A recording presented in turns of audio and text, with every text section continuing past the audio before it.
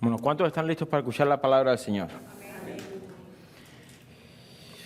Uy, yo sé que todos los domingos le pregunto lo mismo, pero creo que hoy más que nunca se los tengo que volver a preguntar. ¿Cuántos va a estar listos para poner en práctica la palabra de Dios? Bueno, vamos a estar en nuestro libro, en nuestra serie, el libro de los Hechos. Vamos a estar en Hechos 17. Vamos a retomar la serie, regresando a las sendas antiguas. Hechos 17, y cuando lo encuentres, si por favor se pone en pie en reverencia a la palabra del Señor. Hechos capítulo 17. Vamos a comenzar el versículo 1. El título de la enseñanza de hoy es Cultivando un espíritu noble. Cultivando un espíritu noble. Versículo 1 dice, pasando por Anfípolis y Apolonia, llegaron a Tesalónica, donde había una sinagoga de los judíos, y Pablo, como acostumbraba, fue a ellos y por 3 días de reposo discutió con ellos, declarando y exponiendo por medio de las Escrituras que era necesario que el Cristo padeciese y resucitase de los muertos, y que Jesús, a quien yo os anuncio, decía él, es el Cristo. Y algunos de ellos creyeron y se juntaron con Pablo y con Silas, y de los griegos piadosos gran número, y mujeres nobles no pocas. Entonces los judíos que no creían, teniendo celos, tomaron consigo a algunos ociosos, hombres malos, y juntando una turba, alborotaron la ciudad, y asaltando la casa de Jasón, procuraban sacarlos al pueblo.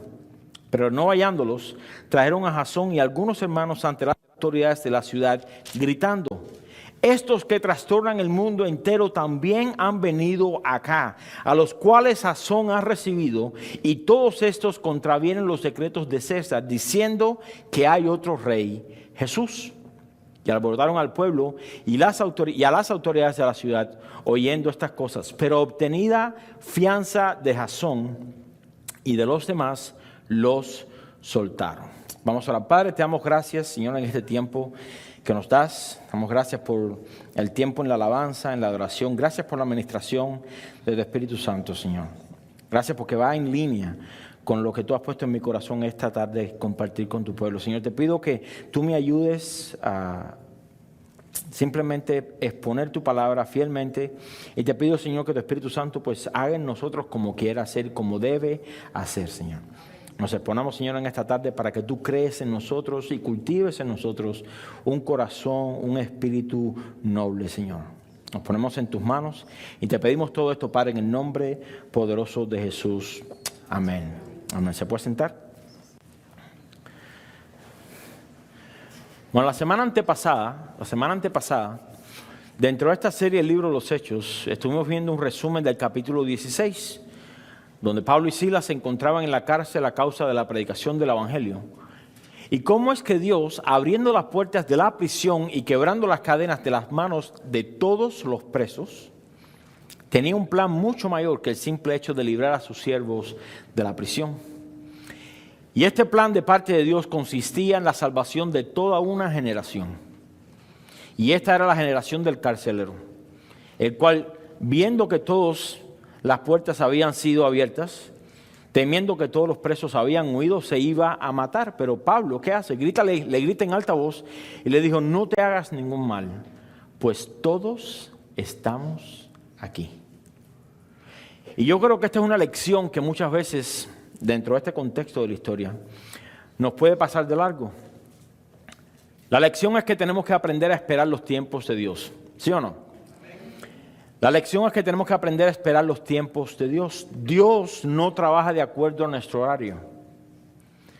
Dios no trabaja de acuerdo a nuestro horario, ni nuestros planes.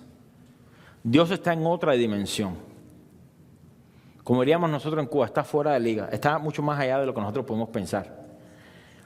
Y Él trabaja conforme a su propia dimensión, en su propio plan, en su propio horario. Y lo que hace Dios es que Él nos invita a nosotros a ser parte de lo que Él quiere hacer. Es simplemente, Dios no nos tiene que usar, pero Dios nos quiere usar. Dios nos invita a que seamos parte de la obra que Él quiere hacer en la humanidad a través de nosotros, redimidos por gracia. Pero en nuestra naturaleza pecaminosa, el esperar pacientemente el plan o dirección de parte de Dios no es tan fácil como creemos. En verdad nunca sabremos todas las oportunidades que hemos desperdiciado por el simple hecho de adelantarnos o salirnos del tiempo de Dios. Recordemos que nosotros nos debemos a Él, no Él a nosotros. Nosotros somos los siervos, Dios es el Rey. El capítulo 17 nos presenta entonces la historia en la predicación en Tesalónica, donde Pablo, por 3 días de reposo, como acostumbraba, dice que discutía con los judíos en la sinagoga que allí había. La predicación de los apóstoles era muy precisa, en especial cuando le predicaban a los judíos. ¿Por qué? Porque probaban a través de las Escrituras que Jesús era el Cristo. Una cosa es saber lo que las Escrituras dicen acerca de alguien, y otra cosa es poner ese personaje en carne y hueso cuando vino. Sin embargo, aunque Jesús mostró que Él era el Hijo de Dios, los judíos no entendieron ni recibieron a Jesús como el Mesías. Hasta el día de hoy lo siguen esperando. Aún así, algunos judíos de la sinagoga, dice la Biblia, algunos judíos creyeron. Junto con muchos de los griegos, dice griegos piadosos, y mujeres nobles, yo creo que usted subraya eso ahí en su Biblia, mujeres nobles, no pocas, nobles. Algo que vemos aquí es que hay otro grupo de judíos que no creyeron en lo que Pablo les predicaba. Pero esto que hacen, reúnen a un grupo de hombres ociosos, significa insubordinados, desobedientes, rebeldes, sin ley. ¿Habrá algún ocioso en medio nuestro? Eso lo sabrá usted. Malos, hombres malos, ¿y qué hacen? Alborotaron la ciudad. Y la semana antepasada, hicimos un poco de énfasis en el peligro de estar ociosos. En peligro de estar ociosos.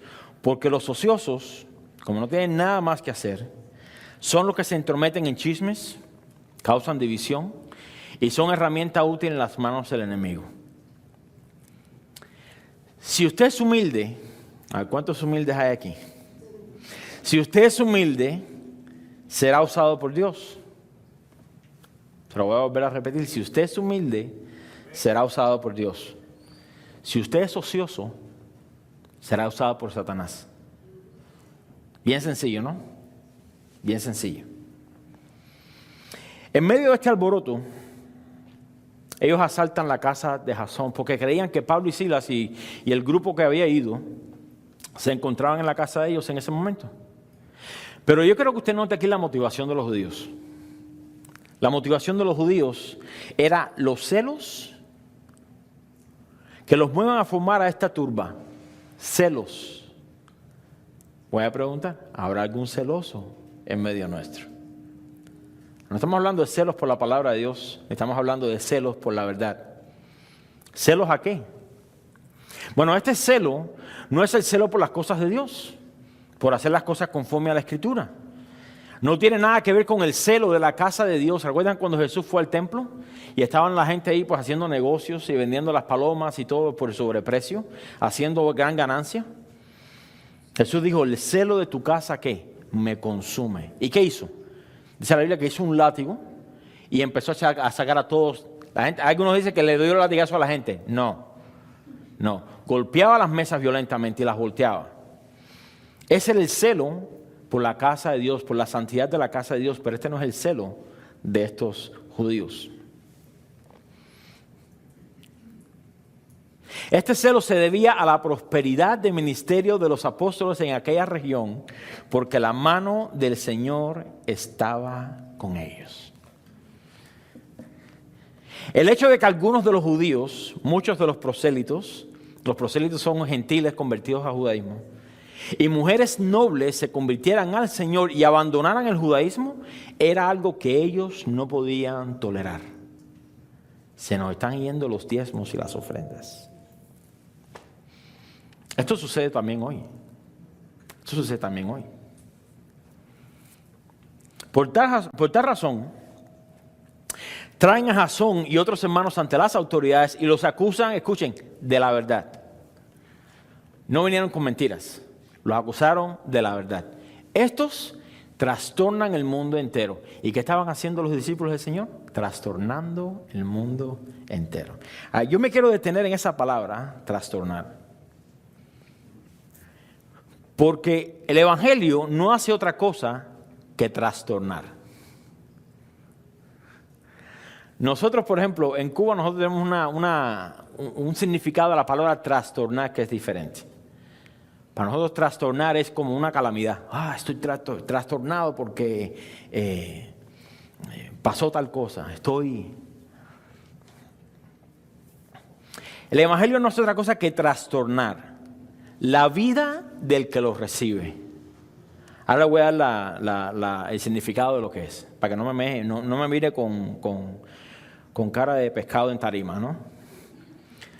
El Evangelio no es otra cosa que trastornar la vida del que lo recibe. Por ende, trastorna su comportamiento, su familia, su trabajo y eventualmente el mundo. Esta palabra trastornar es la palabra griega anastato. De ahí viene el nombre Anastasio. ¿Hay alguien que se llama Anastasio? ¿O conoce a alguien que se llama Anastasio? Mire qué significa esta palabra: perturbar, excitar, agitar. Y esto es lo que la palabra de Dios hace en nosotros y es lo que nos lleva a hacer con los demás. Piense, por ejemplo, en una botella de Coca-Cola. Cuando nosotros estábamos en la escuela, en la hora de receso, siempre daban receso. Y en aquel tiempo, pues teníamos, como quizás en México también, en otros países, las botellitas de cristal de Coca-Cola, ¿sí recuerda? Y teníamos diferentes jugos. Ahora, ¿qué hacíamos con esa botella a la hora de receso? La sacudíamos fuertemente, ¿para qué? Para entonces, ¿no? Como si fuéramos de NASCAR. Y esto es exactamente lo que la palabra de Dios hace en nosotros y nos lleva a hacer con los demás. ¿Por qué? Porque cuando esta botella, en este sentido, crea presión, mientras más presión tenga por haber sido trastornada, agitada, perturbada, más lejos será el alcance de lo que hay dentro. Yo voy a traducir eso al cristianismo, voy a hacerlo cristiano. Mientras más usted ha sido agitado, perturbado, movido dentro suyo con el Evangelio, más alcance tendrá para afectar a otros. ¿Sí entendió? Si usted es una botella de Coca-Cola que simplemente se sienta ahí en la cocina, bueno, cuando la destapa lo único que va a hacer es psh, ¿sí o no? Hay que ir a predicarles a los perdidos. Hay que ayudar a la comunidad, mira, con lo de Options for Women. Hay que orar por los enfermos. Hay que ir a servicio de oración en las casas.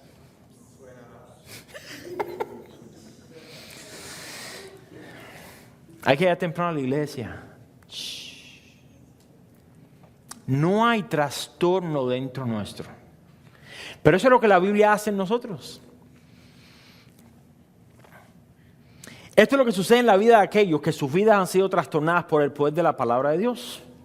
Jeremías, no le voy a dar el versículo, pero Jeremías muchas veces es considerado por muchos como el profeta llorón. ¿Por qué?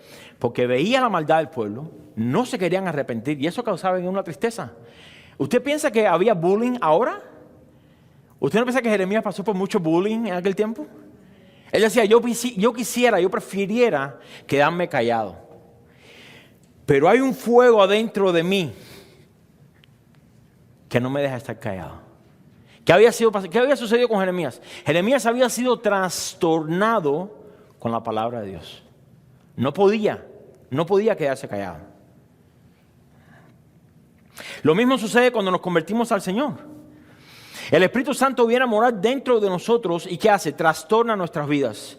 Y mientras más buscamos de Dios, mientras más sensibles y obedientes somos a su dirección, mientras más nos llenamos con la palabra, más trastornados somos.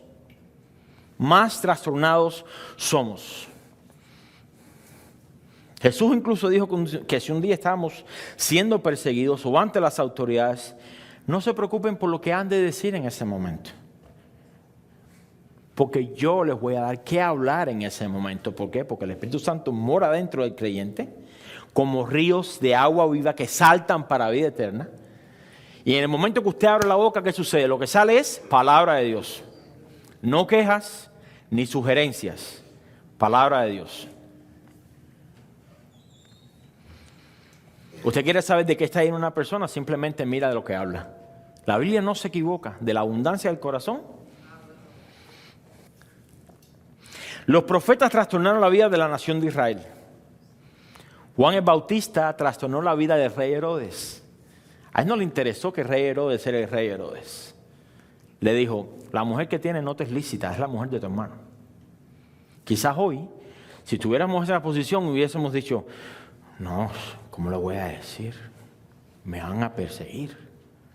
A Juan el Bautista estaba más comprometido con quién que con el rey. Cuando Natán fue a hablar con David, le interesó más que lo que la Biblia decía, no quién David era. Había sido trastornado con la palabra de Dios. Jesús trastornó la vida de los discípulos, ¿sí o no? Los discípulos trastornaron la vida de la iglesia trastornó la sociedad donde vivían y esa sociedad ha trastornado el mundo entero. A raíz de eso, usted y yo hemos conocido el Evangelio. Porque cristianos que se llenaron de la palabra de Dios han sido trastornados, han sido transformados, han sido sacudidos, agitados para llevar a cabo una encomienda. El Evangelio trastorna individuos, por ende familias, por ende gobiernos, por ende imperios y sociedades. Y los judíos estaban acusando a Pablo y a sus acompañantes de estar haciendo exactamente eso. Eso. ¿Cuál era la queja? Estos que trastornan el mundo entero también han venido acá. Pero mire, note que el versículo 7... estos judíos incitan a la muerte de estos cristianos por parte del Imperio Romano. Todos estos contravienen los decretos del César, diciendo que hay otro rey, Jesús. Que hay otro rey, Jesús. No, perdón, solamente hay un rey. Para nosotros es diferente hoy porque nosotros no tenemos reyes, nosotros tenemos presidentes. Pero usted va a Inglaterra y tienen reina. Y quizás en otras partes del mundo, yo no conozco mucho la geografía de otros ni partidos políticos, pero hay reyes. Pero solamente hay un rey con R mayúscula. Y ese rey es Jesús. Ellos estaban diciendo la verdad. El decreto del César fue una de las principales razones por la que la persecución a los cristianos comenzó. El llamar a César Señor, que significaba Curios, era el nombre más alto de autoridad que cualquier gobernante podía poseer. Y aquellos que no llamaban al César por ese nombre eran ¿qué? Entregados a muerte. Por ende, cuando llegaban a casa de una familia cristiana decían, di que César es Curios. Se decían, no, Jesús es Curios. Para el Coliseo. Tan bajo habían caído estos judíos que estaban incitando la muerte de aquellos que habían abandonado su partido religioso y usaron de declaraciones que ellos mismos sabían que era verdad. Jesús es rey. Estaban animando al César para que le diera muerte a estos nuevos creyentes. Qué triste, ¿no? Qué triste. Si usted recuerda cuando Jesús nació, vinieron del oriente unos magos y le dijeron a Herodes, ¿dónde está el rey de los judíos que ha nacido? No le dijo aquel que será rey un día. El rey de los judíos que ha nacido. Herodes se turbó. No vamos a entrar en la historia de Herodes porque para eso se hace en Navidad. Pero Herodes se turbó y toda Jerusalén con él. ¿Por qué? Porque ellos habían experimentado lo que significaba que Herodes se sintiera amenazado de que alguien le iba a quitar la posición. A su familia mató. A los primeros que mató fueron los suegros. hasta sus hijos, simplemente porque uno de ellos le dijo, creo que fulano te quiere quitar el puesto. Ah, sí.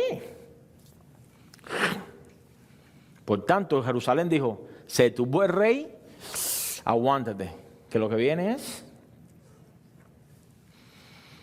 Jesús, nació rey, y cuando murió en la cruz, ¿recuerdan lo que le pusieron arriba? Rey de los judíos. Su vida humana se caracterizó por nació rey, murió como rey.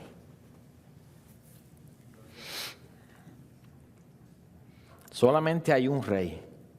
Y ese rey tiene control de nuestras vidas. Usted no tiene control de su vida. Dios la tiene. Usted no tiene control de su destino. Dios lo tiene.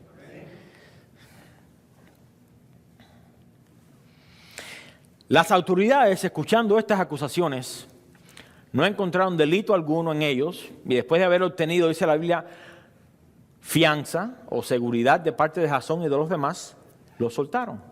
Algunas Biblias traducen esta palabra como fianza, como dinero, pero el original no menciona la palabra fianza, sino que menciona una palabra de seguridad. En otras palabras, una promesa, una palabra que dijera, mira, ¿sabes qué? No vamos a permitir que eso suceda. ¿Seguro? ¿Seguro? ¿Shake hands? Ok. Y probablemente una de esas cosas tenía que ver con que Pablo nunca regresara a Tesalónica. ¿Me lo prometes? ¿Me lo prometes? Para que no se vuelva a formar otra vez. No va a pasar. Ok, váyanse para la casa.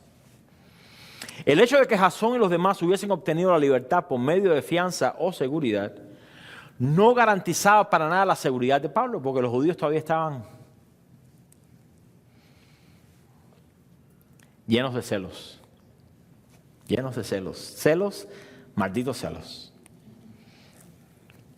Por tal razón, inmediatamente lo sacan, los discípulos lo sacan fuera de la ciudad. Y ahí entramos en el versículo 10. Dice, inmediatamente los hermanos enviaron de noche a Pablo y a Silas hasta Berea. Y ellos, habiendo llegado, entraron en la sinagoga de los judíos, Berea. Mire, ¿cuántas veces usted ha escuchado ese nombre, Berea? Y cuando hablamos de ese nombre, pensamos enseguida en personas que escudriñan la Biblia. Nada más. Berea, otra ciudad de Macedonia. Y allí cuando Pablo y Silas entran, van directamente ¿a dónde? A la sinagoga de los judíos. Ellos tenían algo en mente. Ellos estaban enfocados en lo que Dios les había mandado hacer. Lo que habían experimentado en la sinagoga de Tesalónica no afectaría lo que ellos creían que era su misión. ¿Cuál era? Probar a través de las Escrituras que Jesús, el que yo os anuncio, es el Cristo. El Cristo. No un Cristo, el Cristo. Exclusivo. Exclusivo. Cuando Jesús viene caminando con los discípulos, de repente se vira y dice, ¿quiénes dicen los hombres que soy yo? Bueno, algunos dicen que tú eres fulano de tal, mengano de tal, ciclano de tal. Ok, bueno, siguieron caminando. Y de repente Jesús se vira para ahí y le dice, bueno, ¿y ustedes quiénes dicen yo que soy yo? Yo me imagino que todos se espantaron y estaban mirando a saber quién decía, ¿no? No, yo no voy a decir. Pedro, siempre es metido, ¿no? Pedro. Y Pedro hizo una declaración que desafortunadamente se ha tomado mal, fuera de contexto, y de ahí surge la Iglesia Católica, donde dice Jesús, eso no te lo reveló ni carne ni sangre. Porque Pedro dijo, tú eres el Cristo, el Hijo del Dios viviente. Quiere decir que fuera de Dios no hay otro Dios vivo. ¿Sí o no? ¿Cuántos pueden decir amén?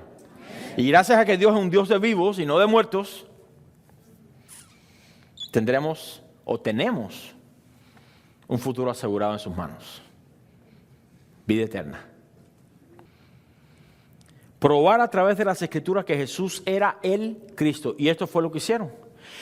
Pero algo sucedió en esta ciudad, lo cual, hasta el día de hoy, vemos de manera positiva. Cuando dentro del contexto de la iglesia, si usted ha sido cristiano por más de 6 meses, usted sabrá que cuando se dice los de Berea, se ve con una luz positiva. No, esa gente sí eran escudriñados en las Escrituras. Gloria a Dios. Pero había algo en ellos que los llevaba a escudriñar las Escrituras. No era simplemente, bueno, vamos a escudriñar porque queremos escudriñar. Había algo en ellos que los llevaba a. Y ahí es donde yo quiero que usted se enfoque hoy. ¿Qué tengo que hacer yo? ¿O cómo tengo que ser yo que me lleve a escudriñar? Y no es simplemente un mandamiento de hombres. Hermano, escudriña la Escritura. Ay, el pastor dijo que hay que estudiar. La botellita de... Estas personas que vivían aquí eran consideradas estudiosos de la palabra de Dios. Ellos probaban a través de las Escrituras que todo lo que se predicaba estaba conforme a lo que ¿qué? Ya había sido escrito. Y eso es clave porque podemos siempre comparar lo que dicen los predicadores con lo que yo creo, o con lo que yo pienso, o con mi doctrina, o con lo que dice fulano de tal, o con lo que dice mengano de tal. No, vamos a compararlo con lo que la Biblia ya establece. Ahí es donde está el problema. Dice el versículo 11, y estos eran más que nobles. Subraya esa palabra ahí, por favor. Nobles. Estamos hablando de judíos. Y estos eran más nobles que los que estaban en Tesalónica. Pues, ¿qué los llevó a ellos a ser nobles? Pues recibieron la palabra con toda solicitud, escudriñando cada día las Escrituras para ver si estas cosas eran así. Estos eran más nobles que los que estaban en Tesalónica. Y aquí es donde yo me quiero detener.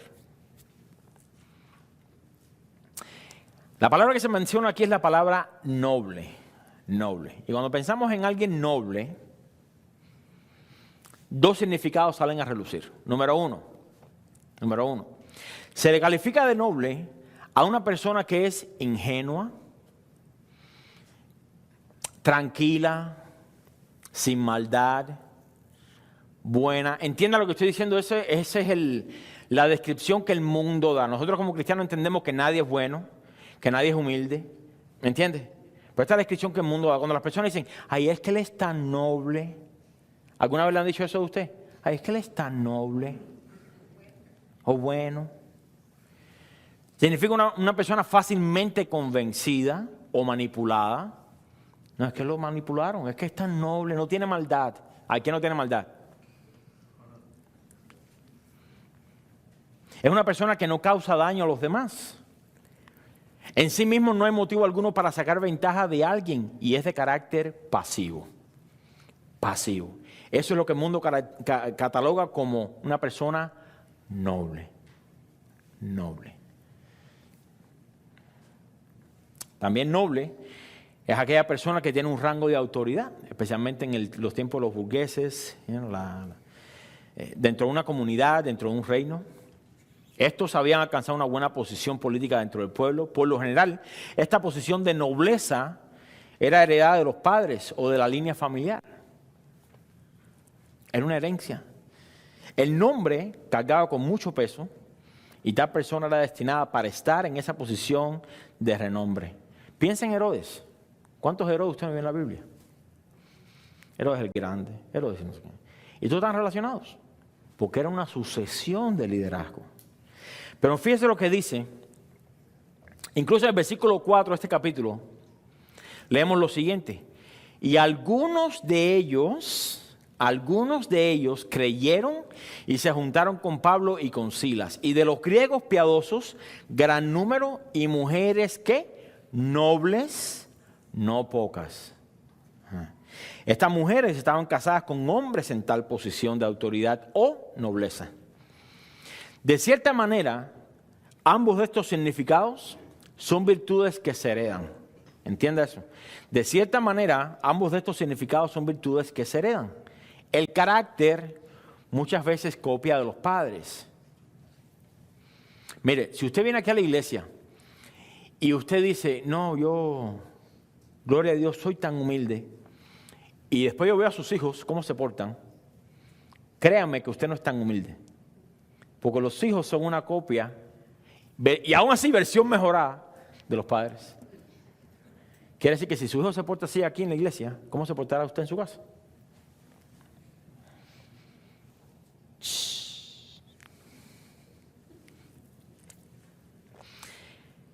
Por lo general, muchas veces el carácter se copia de los padres. No sé si usted ha escuchado la frase de la siguiente manera.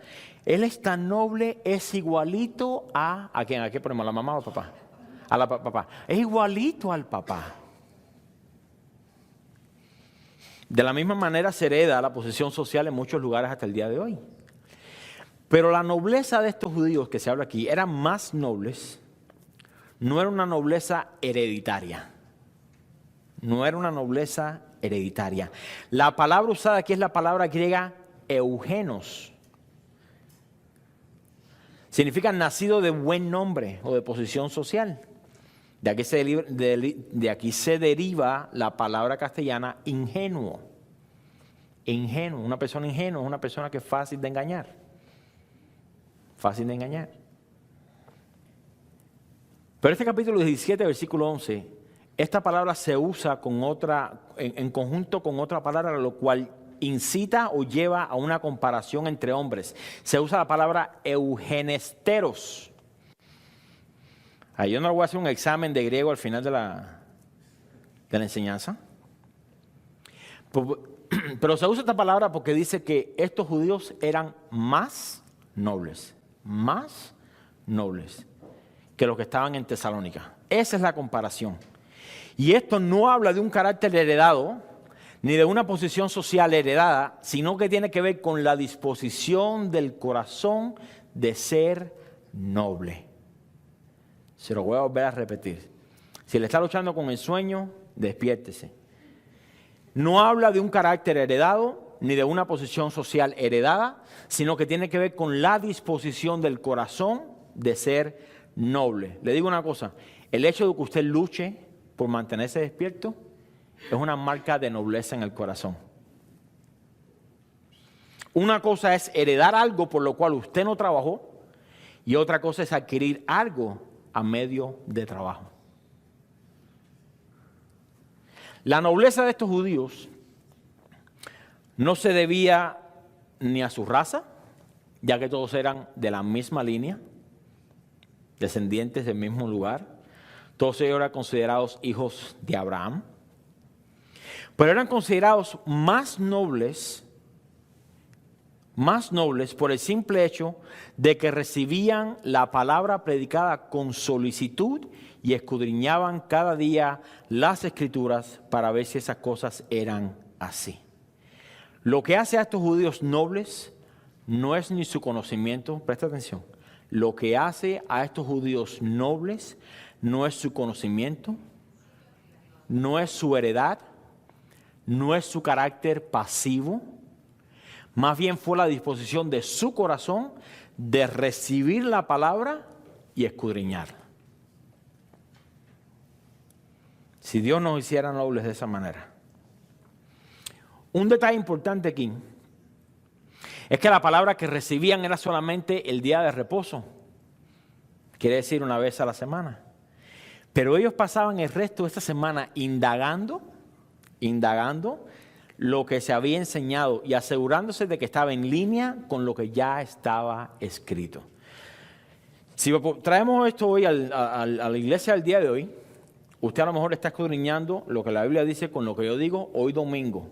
Pero mañana lunes, el martes, el miércoles, el jueves, hasta el próximo domingo, no toca la Biblia. Usted pues se pregunta que por qué sigue batallando en la misma área. Esto es algo que se ha instado a los padres aquí en la congregación a hacer. Si usted quisiera enseñarle a sus hijos acerca de la palabra de Dios, pero no sabe cómo hacerle, simplemente usa la enseñanza que recibe los domingos. Tome sus notas y aplíquelo durante la semana con ellos. Bien sencillo. No tiene que pasar un curso de hermenéutica ni homilética para poder hacerlo. Simplemente tome lo que Dios le ha ministrado a usted y aplíquelo a su vida diaria como familia. Se lo voy a volver a repetir porque se quedó ahí, como el pastor está rascando la nariz.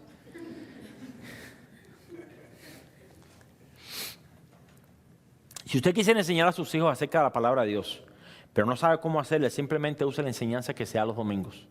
Tome sus propias notas. Esto me ministró, esto me ministró, esto me ministró. Esto es para mi cónyuge. Esto me ministró, esto me ministró. Y después tome esas pequeñas notas y durante la semana aplíquelo con sus niños en su vida diaria en la escuela. Y cuando su niño venga a la casa le diga, hoy me encontré con un bully en no sé qué en la escuela que me dijo que era un feo. Bueno, ¿qué dice la Biblia? Mira, vamos a aplicar esto. Ministrelo, ore con él, pero póngale la palabra de Dios. Si usted cae en la trampa de dejarse llevar por sus sentimientos, ¿qué va a suceder? Usted le va a decir, métale un puño en la cara.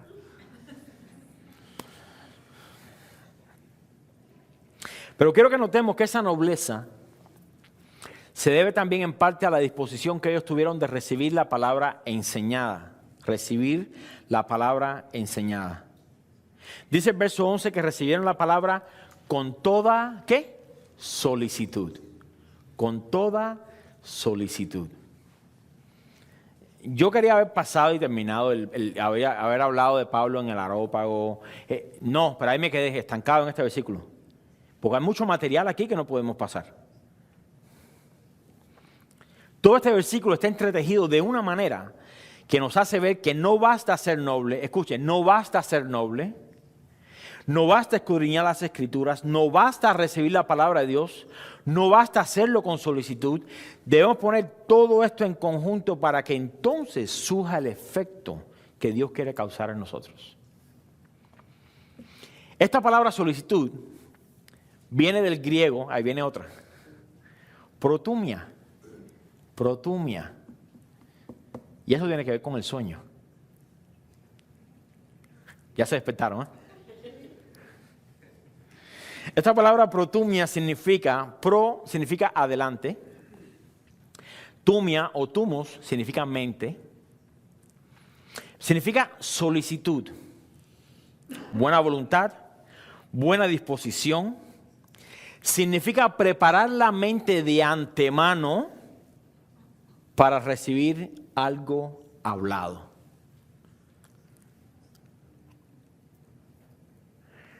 Habla de una voluntad dispuesta, una buena voluntad, una pronta voluntad, un ánimo pronto.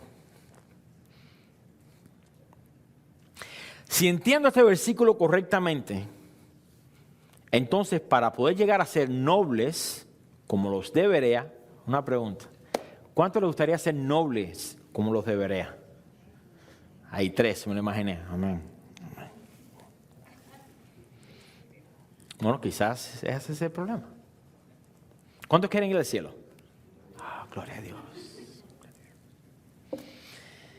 ¿Cuántos quieren que Dios le dé ministerios? Gloria a Dios, gloria a Dios. ¿Cuántos quieren ser nobles? Amén.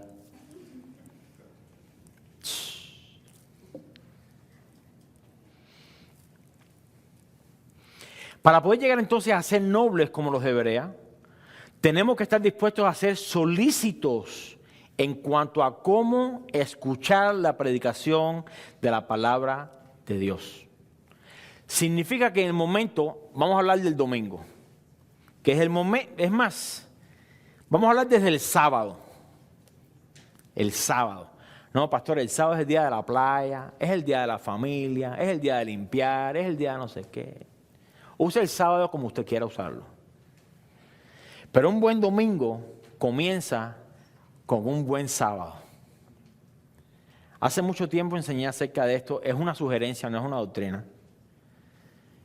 A cierto punto durante el sábado, tenga un tiempo de... Y ese principio usted puede verlo en la Escritura.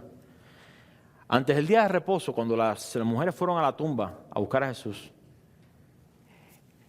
antes se llamaba el día de la preparación. Porque el día de reposo no se hacía absolutamente nada. Nada. Entonces, ¿qué sucedía? El día de la preparación comenzaba si mal no recuerdo, como alrededor de las 6 de la tarde, hora nuestra del día de hoy. Y a esa hora las mujeres y todas las personas iban a buscar lo que necesitaban para el día después del día de reposo. En el caso de ungir a Jesús en la tumba, pues fueron a buscar los aceites, fueron a buscar los perfumes, las hierbas aromáticas, etc. Pero el punto es que llegó una parte de ese día donde era considerado día de la preparación, donde no se hacía nada más que prepararse para el próximo evento. Entonces el sábado, tómalo para la playa, tómalo para ir a Disney, tómelo para cortar la grama, tómelo para invitar a alguien, tómelo para invitar al pastor a comer, tómelo para lo que usted quiera. Pero a cierta hora, les recomiendo, a cierta hora diga, ok, paró el plan. Y usted empieza a prepararse, usted, su familia y todo para el próximo día. Planche su camisa, esto es solamente una sugerencia. Planche su camisa el sábado por la noche. Tenga la ropa listada el sábado por la noche. Todo el sábado por la noche. La gasolina del carro el sábado por la tarde. Así el domingo por la mañana usted no se despierta con todos los pelos parados. ¡Ay! Hay que planchar aquello. Hay que hacer no sé qué. Hay que echar gasolina. Ah, no había leche para el café. ¿Sí me entiende? Porque entonces llega tarde el domingo, viene con una mente ya completamente distraída. No está aplicando aquí protumia, no tiene la mente enfocada. Entonces, llega aquí, todo cargado, entra por la puerta, se desquita con los ujieres. Mire todo lo que causa una mala preparación. Se desquita con los ujieres, hace chistes inapropiados. Cuando entra a la alabanza, no aplaude, no canta, porque está ahora en condenación. No tenía que haber visto la película hasta las 3 de la mañana, estoy cansado, tengo sueño.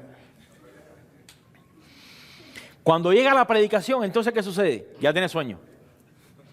Está ahí con un ojo abierto y uno cerrado. Y al final cuando se dice, gloria a Dios, gloria, ¿qué le ministró el Señor? Estuvo muy buena la enseñanza, ¿de qué se habló? Ay, no me acuerdo. Póngase a pensar, ¿sí sucede o no sucede?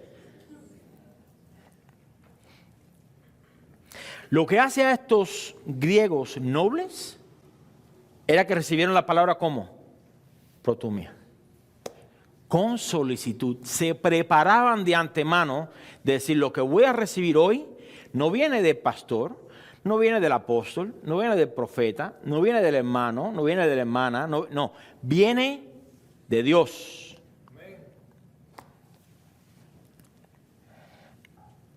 Me temo que ese sea otra vez otro mensaje donde entra por aquí y sale por allá. Mucho se habla de los predicadores. Usted no sabe la incansable o el incansable número de personas cuando llaman, en mi iglesia no predican la sana doctrina. ¿Y qué ha hecho usted al respecto? ¿Estudia usted la Biblia? No, es que el predicador. Si usted supiera el pastor que tengo, la salvación no depende del predicador. La santificación no depende del predicador, depende de usted. Ah, no, por eso nadie lo quiere oír. Vamos a echar la culpa al predicador. Mucho se habla de los predicadores. Nosotros como predicadores tenemos una responsabilidad, no voy a quitar eso. Mucho se habla de los predicadores, que deben enseñar de cierta manera, que deben ser hábiles en cuanto a la enseñanza, que deben predicar la sana doctrina, que deben saber cómo trazar la escritura correctamente. Sí, sí. Y aunque todo esto es cierto, en nada, absolutamente en nada, quita la responsabilidad del oyente. Entonces, si usted viene aquí a quedarse dormido, a estar ahí pensando en el almuerzo, a pensar de que si mañana que los niños que en la escuela, y su mente no está aquí, ¿qué va a suceder? La palabra de Dios, aunque sea Jesús mismo aquí, la palabra entra por aquí y le va a salir por allá. Y va a salir, escuche, en más condenación de cuando entró. Porque ya escuchó la verdad. Pero como no puede poner por obra, porque estaba luchando con el sueño, acuérdese temprano el sábado. O descanse. Mire, gloria a Dios, nos reunimos a la 1. Antes, no sé cuántos estaban aquí antes, era a las 9:30 de la mañana.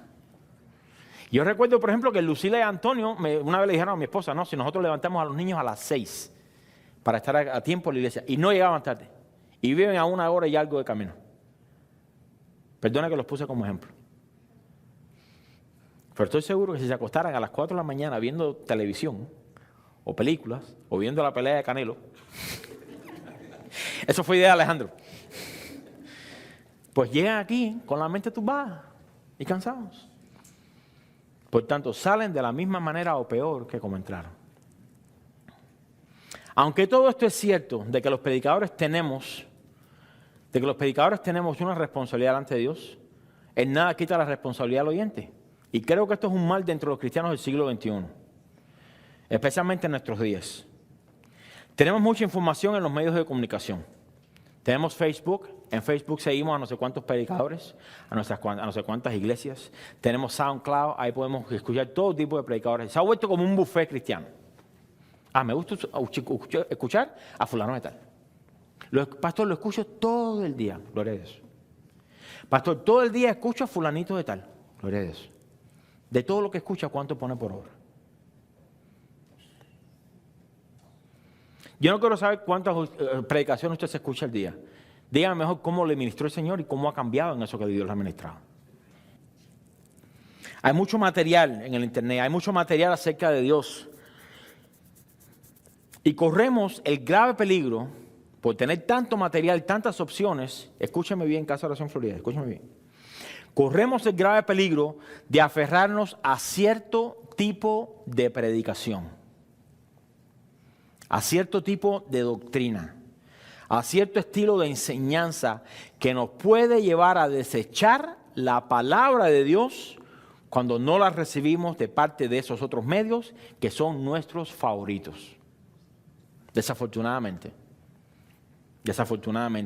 Se lo he contado varias veces, se lo voy a volver a contar. Nosotros asistíamos a una iglesia donde anunciaban en el programa, ellos tenían un programa, y creo que muchas iglesias lo hacen, dan un programa en la puerta, este es el orden de servicio de hoy. Y recuerdo que yo, nuevo cristiano, agarraba el programa e iba para la última página, porque entonces eran anuncios de no sé qué, anuncios de no sé cuánto, era canción no sé cuál, lectura de no sé qué, bla, bla, bla, bla. Y al final decía, predicador del día de hoy, fulano de tal. Y a donde primero íbamos era a ver, ¿quién predica hoy? Predica fulano de tal. Gloria a Dios, a mí ese sí me gusta. Pero cuando predicaba el otro,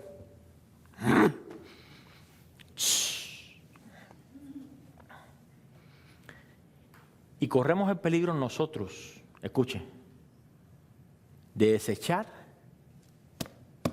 la palabra.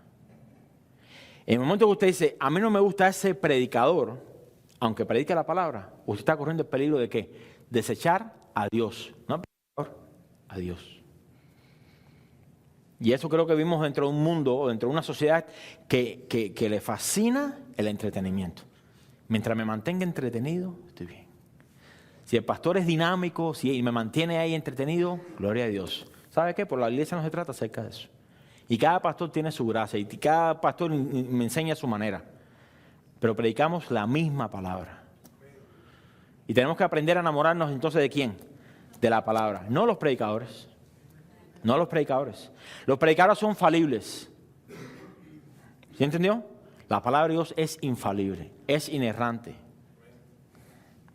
Con tal razón, cuando entonces el pastor mete la pata, la gente dice, me voy de la iglesia. Claro.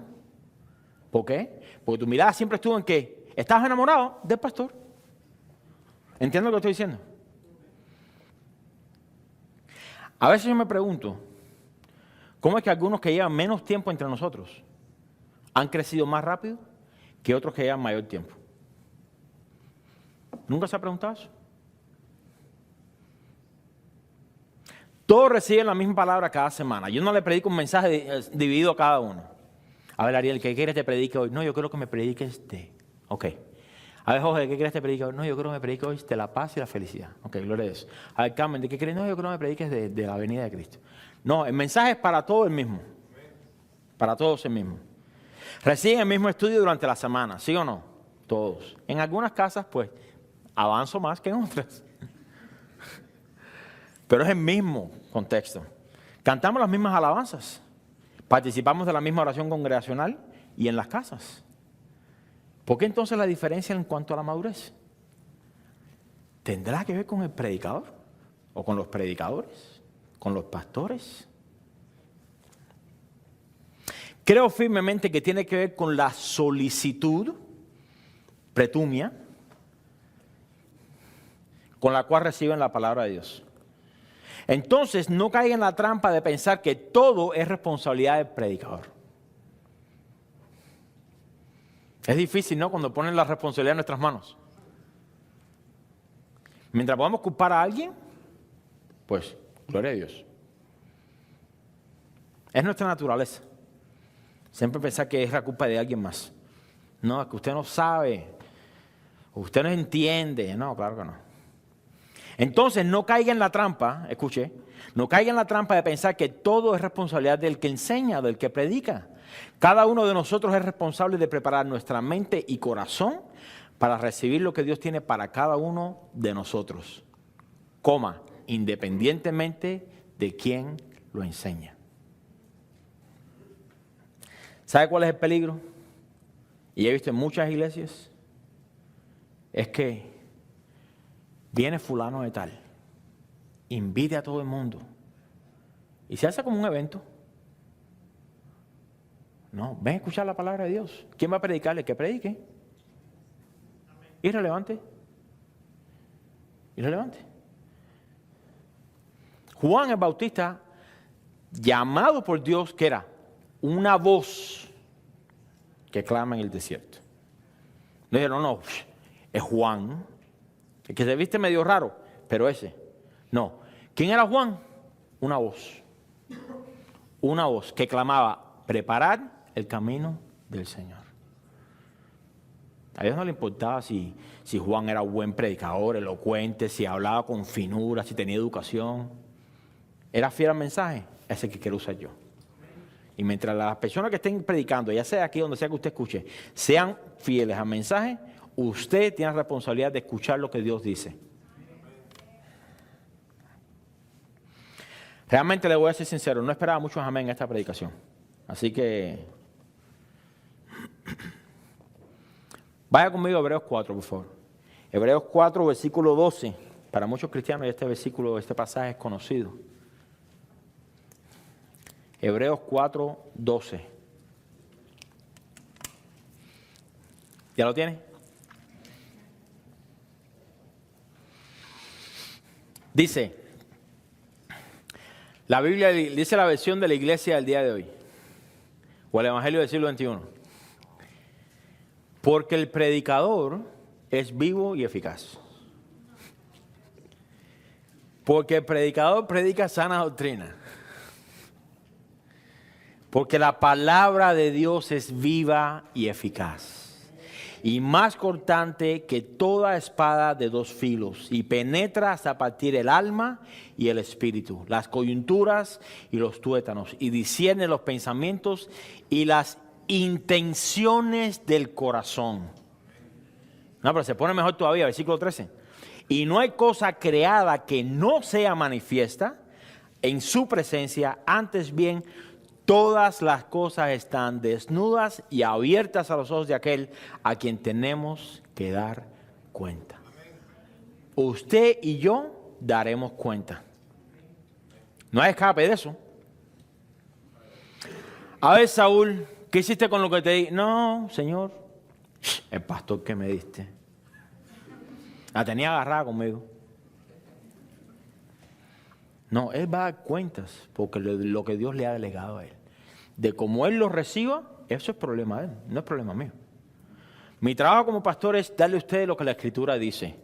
Como usted lo dijera, eso es problema suyo. El trabajo de un pastor con las ovejas es llevarla ¿a dónde? A pastos verdes. Si come mucho, si come poco, si digiere bien, si se come... Eso es problema de ella.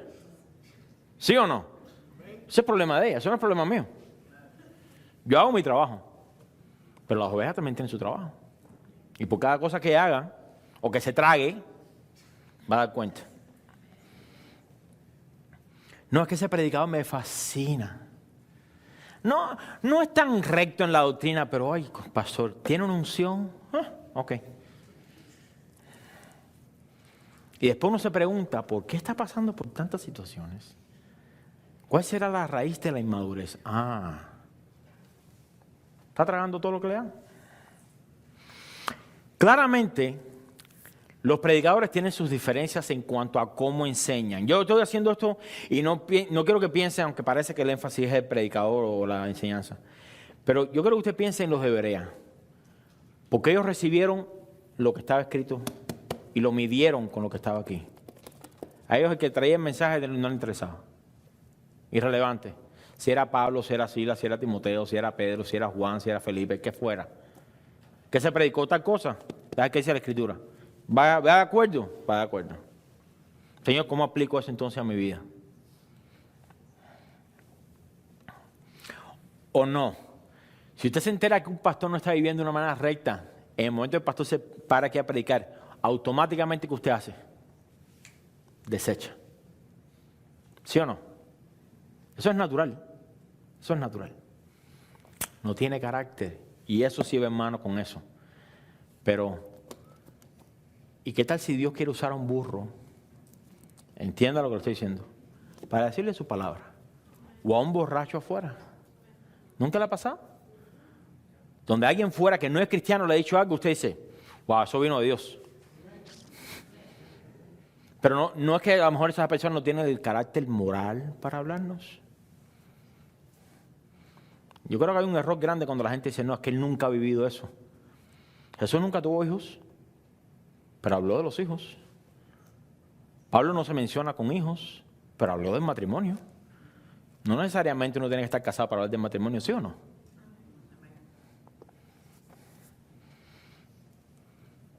Hay predicadores que tienen sus diferencias en cuanto a cómo enseñan. Estilo de predicación, aún hasta gracias diferentes en cuanto a exponer un mensaje a la palabra. Algunos son elocuentes, otros más monótonos, otros más aburridos, otros más entretenidos. Los hay de todos tipos. Los hay de todos tipos. Hay algunos que hablan más despacio, hay otros que hablan bien rápido. Ellos pueden ser diferentes en su estilo de enseñanza, pero lo que nunca es diferente es el poder de la palabra de Dios. Esa sigue siempre siendo eficaz y más cortante que toda espada de dos filos. Si cada vez que nos exponemos a la predicación de la palabra de Dios pusiéramos nuestra mente en el modo protumia, usted se monta en un avión y dice, ponga sus celulares en modo de avión. ¿Sí o no? Bueno, cuando viene de camino a la iglesia, ponga su mente en modo pretumia. ¿Sí o no? Vamos a poner una aplicación. ¿Alguien que sabe de computadora que haga una aplicación de eso? Poner en mi mente, ya. Si hace eso, le aseguro que su vida cambiaría de la noche a la mañana. En ser solícitos, ser rápidos, estar dispuestos a. Le aseguro que su vida cambiaría de la noche a la mañana. Porque usted se fijaría en lo que usted tiene que cambiar en vez de lo que el predicador tiene que cambiar en la predicación. Ay, si predicara así, o si predicara de Apocalipsis. Yo no sé, la gente está tan enfatuada con Apocalipsis. No estoy desechando eso, porque dice bienaventurados los que leen las profecías de este libro. Pero ¿por qué desechar entonces la vida de la iglesia para concentrarnos en los misterios de Apocalipsis? Segunda Timoteo 3:14, vaya conmigo por favor. Segunda Timoteo 3:14. Dice, pero persiste tú en lo que has aprendido y te persuadiste, sabiendo de quién has aprendido y que desde la niñez has sabido las sagradas escrituras, las cuales te pueden hacer sabio para la salvación por la fe que es en Cristo Jesús. 16. Toda la escritura, ¿cuánta? Toda la escritura es inspirada por Dios y útil para enseñar, para redarguir, para corregir, para instruir en justicia, a fin de que el hombre de Dios o la mujer de Dios sea perfecto e enteramente preparado para toda buena obra. Mire, independientemente de todo lo que el joven Timoteo estaba enfrentando en la iglesia, habían falsos profetas que se estaban levantando, habían falsos maestros que estaban trayendo doctrinas erróneas, algunos llamados por nombre, Himeneo y Fileto, estaban desviando a otros de la verdadera fe, Pablo pone la responsabilidad enteramente sobre ¿quién? Persiste tú. Imagínense, en el día de hoy hubiese dicho, es que tienes que entender, Timoteo, que fulanito de tal, que no sé qué, yo entiendo que estás desanimado. No, persiste tú, independientemente de lo que los demás están haciendo, persiste tú en lo que has aprendido. Timoteo había sido expuesto y había sido enseñado a ser expuesto a la palabra de Dios, sin importar quién era el predicador. El versículo 15 expresa que Timoteo desde su niñez había sabido ¿qué? Las Sagradas Escrituras. Mire, la iglesia del siglo XXI, no, desde chiquitico, ¿no? Oye, haga esa oración. Gloria a Dios. Desde chiquitico, escucha al pastor Joel González. Gloria a Dios. Desde chiquitico, hace no sé qué, y escucha no sé quién, y escucha. Gloria a Dios. No, desde niñez, ¿qué? Has sabido las Sagradas Escrituras. No un predicador. No tiene nada que ver con escuchar a cierto predicador, ni había crecido escuchando a cierto profeta, no. En verdad los predicadores nos pueden inspirar. Mire, yo hace poco, bueno, no sé exactamente, pero creo que hace unos cuantos meses murió Billy Graham. ¿Sí escucharon de eso, no? Okay. Nosotros hemos grabado un programa de televisión que le hicieron, el que le dedicaron, que habla de toda su vida. La vida de ese hombre inspira a cualquiera. Independientemente de las pequeñeces que puedan existir aquí y no. En conjunto, un hombre que dedicó su vida a la proclamación del Evangelio, inspira. Pero yo no quiero ser como Billy Graham. Yo quiero ser todo lo que Dios quiera que yo sea. Pero predicadores nos inspiran, nos incitan. Cuando usted lee la vida de Pablo, la vida de Pedro, la vida de Timoteo, usted dice, me inspiro, oye, que desde joven que sea como Samuel, que desde joven sea como, o que tenga un corazón así como el de David. Nos inspiran. Pero lo que cambia el corazón del hombre no es la inspiración, es la palabra de Dios. Es la palabra de Dios. No podemos irnos tras la inspiración que podamos recibir de parte de alguien, porque esa inspiración no dura para siempre. En el momento que otra persona más nos inspire a hacer otra cosa, nos olvidamos de esa persona. Sin embargo, si buscamos el ser transformados por encima del ser inspirados o entretenidos, ahí es donde tendremos nuestra victoria, porque la inspiración es temporal, pero el cambio que viene a través de la palabra de Dios es duradero. Timoteo había sido expuesto a la palabra de Dios, la cual es útil aún hoy para enseñar, redarguir, corregir e instruir, con el fin de que el hombre o la mujer de Dios sean perfeccionados, en otras palabras, hechos maduros, establecidos en la verdad y enteramente preparados o alistados para toda buena obra, la que sea. La que sea. Pastor, yo quiero servir en la iglesia. Mira, necesitamos a alguien que limpie los toilets. Gloria a Dios. Yo lo hago. No. Yo quiero predicar. Prediquen a los toilets. Perfecciónense en esa. ¿Sí me entiende? Están preparados para toda buena obra. ¿Qué tal si limpiando un toilet? A ver, porque usted me entienda. Entra alguien en ese momento que necesita una palabra de aliento, pero usted no está preparado. Porque su trabajo es simplemente, yo solamente limpio toilets.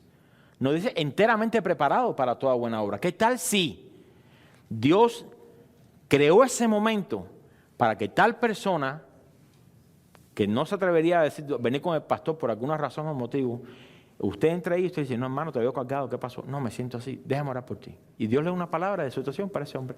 Y usted estaba simplemente limpiando toilets.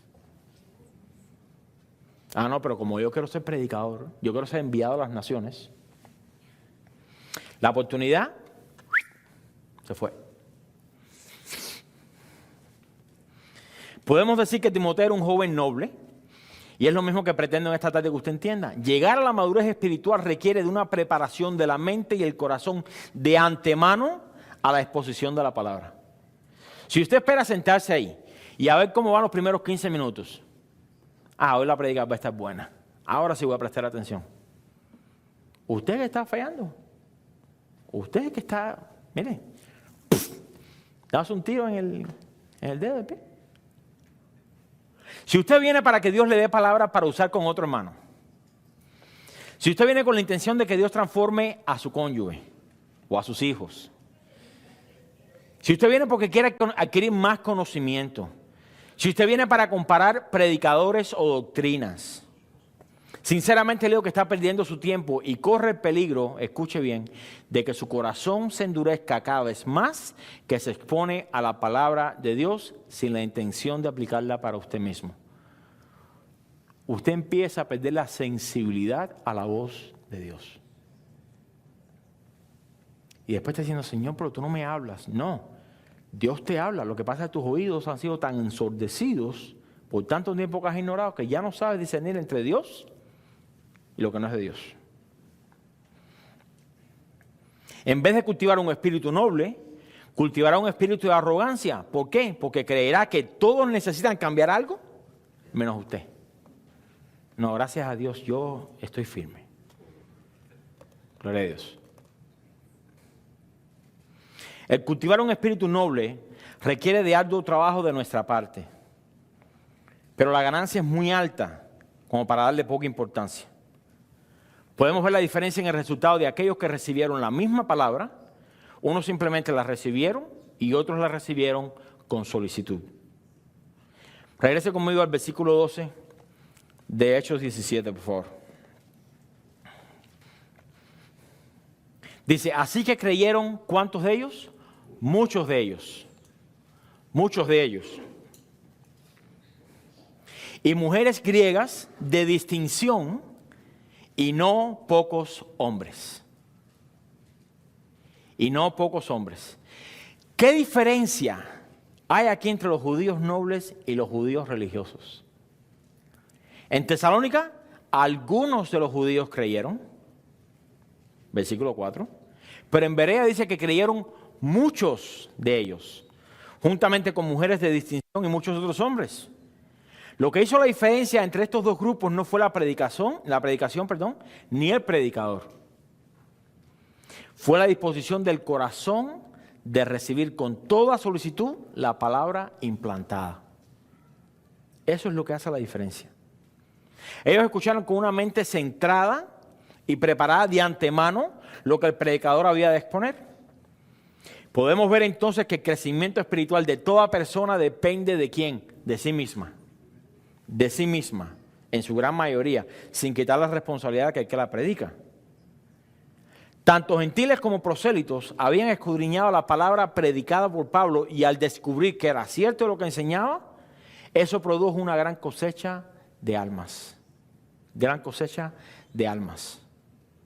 De la misma manera que el pecado no hizo acepción de personas y afecta a pobres y a ricos, el Evangelio de Salvación tampoco hace acepción de personas y alcanza a todos aquellos que reconocen su necesidad de un Salvador, tanto pobres como ricos.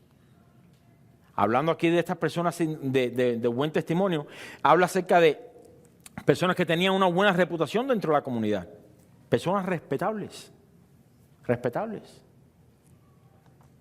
Personas de buena posición social fueron alcanzadas por el poder de Dios cuando dispusieron su corazón a escudriñar las Escrituras diariamente. Le hice énfasis a esa palabra, diariamente. Creo que el llamado a la nobleza de corazón no fue solamente para los de Berea. Creo con todo mi corazón que esto aplica para nosotros hoy de igual forma. El tener un espíritu noble no es algo que recibimos una vez y ya. Señor, dame un espíritu noble. Lo recibí, gloria a Dios, y ya. No. Más bien es un estilo de vida diario, donde nos presentamos delante de Dios con una mente solícita para recibir de Él el pan de vida, beber de Él el agua viva y estar siempre delante de Dios con un corazón quebrantado y susceptible a su voz y a su dirección. Es decir, Señor, de todo lo que quieras hablar hoy, háblame a mí, que tu siervo escucha. Queremos escuchar de Dios para que nos dé dirección para nuestras vidas. Ahí sí. Señor, ¿qué debo hacer?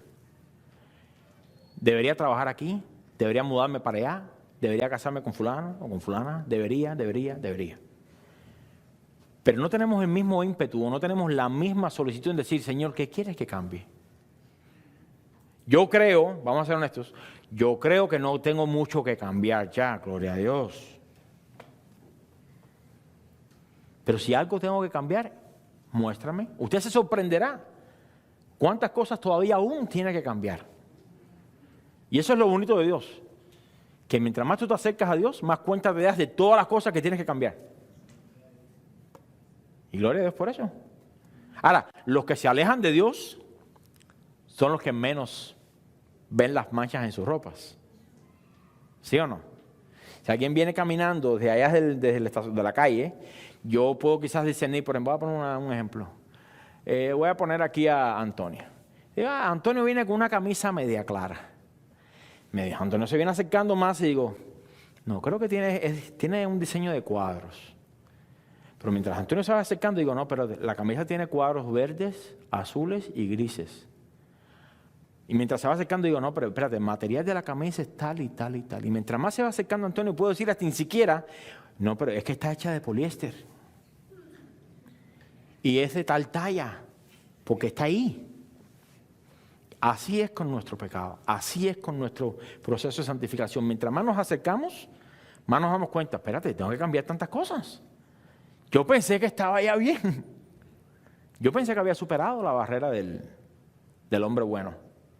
No, y mientras más nos acercamos a Dios, más lejos vemos ese final. Es como cuando uno va corriendo y la meta está ahí. Y tú dices, no, ahora sí, y mientras más te apuras, más lejos estás. Y dice, no, tengo que correr más rápido. Y empieza a correr más rápido y más lejos estás. Por lo general, ¿qué hacemos? Vamos a ser sinceros. Por lo general, ¿qué hacemos? Le voy a dar un ejemplo. Cuando yo aprendí a nadar, yo aprendí a nadar seguramente de la misma manera que muchos de ustedes aprendieron a nadar. Nos llevaron para lo hondo y nos soltaron allá. Y no importaba cuánto gritara, cuánto llorara, tenías que nadar, si no te ahogabas. Así aprendimos. Y yo recuerdo, yo aprendiendo a nadar a mi temprana edad, mi papá o la persona estaba ahí que, ven. Y yo, a duras penas ahí, todo rojo, que se me iba. Ya cuando estaba llegando, mi papá, ¿qué hacía? Se iba echando para atrás. Yo decía, pero está. Y tragaba agua, no podía ni protestar. ¿Pero qué sucedió con eso? Eso crea en nosotros, ¿qué? La fuerza de seguir braceando. Bueno, por lo general ya cuando aprendemos a nadar, nos sentimos cómodos, podemos coger breaks. ¿Te estás alejando? Pues yo sé cómo parar aquí. Y ahí es donde mismo ha caído el cristianismo. Porque mientras seguimos corriendo hacia la dirección de Dios y vemos que se va alejando, en vez de perseverar más, ¿qué hacemos? Decimos, ¿para qué? Nunca voy a llegar a ser como fulano de tal o como fulana de tal. ¿Para qué vale tanto esfuerzo? ¿Para qué santificarme tanto? ¿Para qué ir a la iglesia? ¿Para qué esto? ¿Para qué aquello? Si al final de todas maneras. Gracias a Dios que nuestra recompensa haya sido comprada. Pero, la Biblia nos manda a correr de tal manera como si obtuviésemos el premio. Yo siempre he dicho, no es quien llegue primero, porque es verdad que no es quien llegue primero, no depende de nosotros, pero es terminar. Pero ¿cómo terminamos la carrera? ¿Caminando? ¿O la terminamos fielmente corriendo, dando todo lo que tenemos? Cuando un corredor va y ve que lo que le queda nada más que son 100 metros, ese corredor, ¿qué hace ahí? ¿Aprieta o afloja? Aprieta. Mira qué diferencia con la vida cristiana. El otro día estaba viendo una predicación, o un pedazo de una predicación de John Piper, un mensaje que él dio hace muchos años atrás a un grupo de jóvenes. Bien bueno. Y hablaba acerca del futuro de los jóvenes. Y yo quiero aplicarle esto de una manera para que usted entienda. El mundo te va a vender que cuando tú te retires, lo mejor es comprar un condominio en Florida y te vas a jugar golf. Ya tienes tu pensión asegurada y ya tienes todo. Y él da el ejemplo que en su congregación, en ese mismo tiempo, 2 señoras mayores en sus 80s habían ido a un campo misionero y las habían tirado a una montaña para abajo, las habían matado. Pero esas 2 señoras de 80 años fueron a encontrarse con el Señor como siendo fiel y haciendo lo que Dios le había mandado hasta el último día de su vida. ¿Cómo usted cree que terminó su carrera? Corriendo como Dios lo había mandado. Y él decía en la predicación, me llama mucho la atención porque yo creo que todos nosotros tenemos una mentalidad de retiro, ¿no? Y él decía, ¿por qué quiero yo presentarme delante de Dios y decirle, Señor, mira el swing del golf que como mejoré? O mi colección de shells. En vez de decir, mira cómo corrí hasta el final. Y yo creo que nosotros como cristianos muchas veces padecemos ese mal. Que mientras más nos acercamos al final, pues más suave lo cogemos. Pues ya soy salvo. Gloria a Dios. Y las recompensas no le interesan. Al final las va a rendir a los pies del maestro de todas maneras. Pero si nunca hizo nada, ¿qué va a tirar a los pies del maestro? Aire. O hacer el aguaje. El tener un espíritu noble no es algo que recibimos una vez más y ya. Es un estilo de vida diario. La pregunta es, ¿cómo podemos cultivar entonces un espíritu noble? ¿Cuántos quieren aprender a cultivar un espíritu noble? Vamos a ver qué dice el rey David en el Salmo 51 y con esto cierro. Salmo 51. Usted conocerá que esto es un salmo de arrepentimiento. De arrepentimiento. Les di el dato mal de la enseñanza de John Piper. No fueron arrojadas, su carro se precipitó, perdieron el control y se fueron por el barranco. Salmo 51, 10. Vamos a leer todo el Salmo. Es más, le voy a pedir que, si por favor se puede poner en pie y así cerrar. Salmo 51, 10. Dice, crea en mí, oh Dios, un corazón limpio y renueva un espíritu recto dentro de mí. No me eches de delante de ti y no quites de mí tu santo espíritu. Vuélveme el gozo de tu salvación y espíritu noble me sustente. Espíritu noble me sustente. ¿Qué cosa es el sustento? ¿Algo que necesita una vez en su vida? No, algo que necesita constantemente. El rey David, hasta este punto, había echado por alto sus pecados, pero ya no pudo más. Ya no pudo más. Y fue directamente a la condición de su propio corazón. En nada de este salmo dice que es culpa de nadie de su pecado. No, solamente contra ti y contra ti he pecado. Y todo el salmo habla acerca de eso. Sin embargo, mire qué sucede en el versículo 13. Déjame empezar en el 12. Vuélveme el gozo de tu salvación. De esto hablamos el otro día, creo que era en Tampa. Donde Dios dice, bueno, tú quieres vivir tu vida a tu manera. Tú no aprecias el sacrificio que he hecho por ti. Tú no aprecias la dirección del Espíritu Santo en tu vida. Entonces yo voy a retomar, voy a remover de ti mi gozo. La petición aquí es, vuélveme. En otras palabras, devuélveme, restitúyeme el gozo de tu salvación y espíritu noble me sustente. En otras palabras, que sea mi diario vivir en esa nobleza de corazón. Que sea mi estilo de vida. Entonces, viene a cumplir aquí la gran comisión. Entonces, puede usted decir, después que Dios crea en él un corazón limpio, después que Dios renueve en él un espíritu recto, después que Dios no lo eche delante de él, después que Dios no quite de él su espíritu, después que Dios le devuelva el gozo de su salvación, después que el espíritu noble lo sustente, entonces enseñaré a los transgresores tus caminos y los pecadores se convertirán a ti. Hay algo especial cuando predicamos y nuestra vida está en un completo o con un constante sustento de un espíritu noble, porque nos hace dependientes completamente de Dios. No nos apoyamos simplemente en lo que Dios hizo hace 10 años atrás, ni 15 años atrás. El ser sustentado de manera noble para que cree en nosotros un espíritu noble significa diariamente reconocer que necesitamos primeramente de Él. Empezando por ahí. Y número 2 es tener una mente preparada para recibir de Él lo que Él tiene para nosotros. Entonces, las palabras que salen de nuestro corazón son palabras llenas de gratitud, de confianza, de misericordia, de compasión. Podemos entonces alcanzar a los perdidos. Podemos entonces decir que los pecadores se conviertan al Señor porque han visto el cambio en nosotros. Pero mientras tengamos un espíritu prepotente, donde pensemos, no, ya conozco todos los libros de la Biblia, no necesito, yo escucho predicaciones todos los días y no haya ningún tipo de cambio, raramente alguien se convertirá. Raramente alguien se convertirá.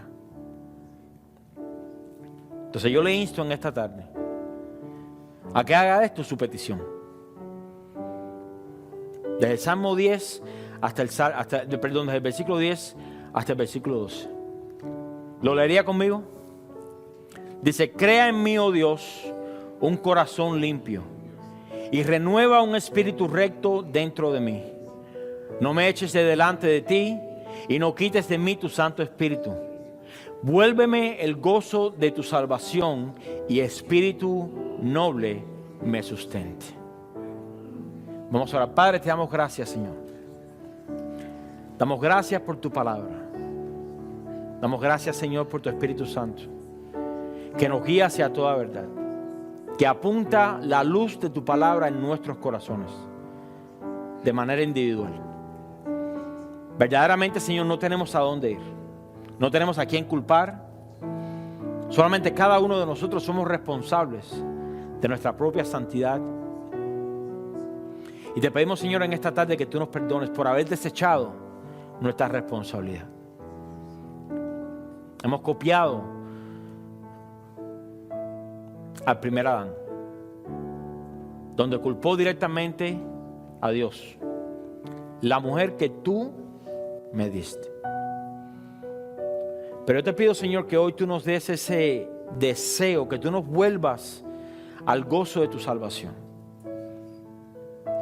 Pero que el espíritu noble, el mismo que fue hallado en los de Berea, que con solicitud recibieron la palabra implantada y escudriñaron las Escrituras, sea el mismo espíritu noble que nos sustente a nosotros hoy. No nos dejes, Señor, caer en la arrogancia y en la prepotencia. Aléjanos, Señor, de nosotros mismos seguir nuestros propios caminos, nuestras propias ideas. Tu palabra dice que hay un camino que parece recto al hombre. Nuestras opiniones muchas veces van por encima de tu palabra. Nuestros deseos muchas veces se interponen en tus deseos. Nuestra voluntad se interpone con tu voluntad. Pero ese camino es camino de muerte. Yo te quiero pedir en esta tarde, Señor, que en medio nuestro hay personas que quieren regresar a ese espíritu noble, a ser sustentados. Padre, te pido que tú pongas en ellos el querer como el hacer, de ser como los de Berea. Hay tanto que aprender. Hay tanto que aprender. Enséñanos, Señor, a apoderarnos de nuestros pensamientos en el sentido que podamos ponerlos delante de ti, para cuando tu palabra sea enseñada, tu palabra sea predicada, no mirar al hombre, no mirar el estilo del hombre, no mirar la elocuencia del hombre, sino ver la inerrancia de tu palabra, la infalibilidad de tu palabra, la verdad de tu palabra. Santifícanos en tu palabra, en tu verdad. Tu palabra es la verdad. Y yo te pido, Señor, en esta tarde que tú nos ministres a cada uno de nosotros como solamente tú sabes hacer. Te confesamos, Señor, que en nosotros no hay un espíritu noble. No lo hay.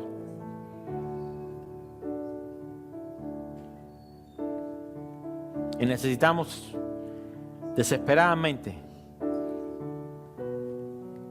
que un espíritu noble nos sustente, nos lleve día a día. Te pedimos, Señor, que tú hagas eso en cada uno de nosotros, desde el más pequeño hasta el más adulto. Que ese sea, Señor, nuestro anhelo. Ser sustentados con tu palabra a diario, no una vez a la semana, no 2 veces a la semana. Te pido que tú nos ayudes, Señor, en nuestras debilidades. Ayúdanos, Señor, te pedimos en esta tarde. Te damos gracias, Señor, por tu palabra. Te damos gracias, Señor, por habernos confrontado con nuestra propia responsabilidad. Te pido, Señor, que nuestro deseo se convierta en acción y no quede simplemente en el deseo ficticio. La palabra dice que el hombre necio, vago, mucho desea y poco alcanza. Ayúdanos, Señor, a poner acción a nuestra fe. Transfórmanos, Señor, y haznos nobles como los deberías. Que la intención de nuestro corazón sea agradarte a ti sobre todas las cosas. Es nuestra petición en esta tarde, Señor. Te lo pedimos de lo más profundo de nuestros corazones. Haz esta obra en nosotros. Y a ti daremos toda gloria y toda honra, Señor. Te lo pedimos todo en el nombre de Jesús. La iglesia dice amén. Amén. Gloria a Dios.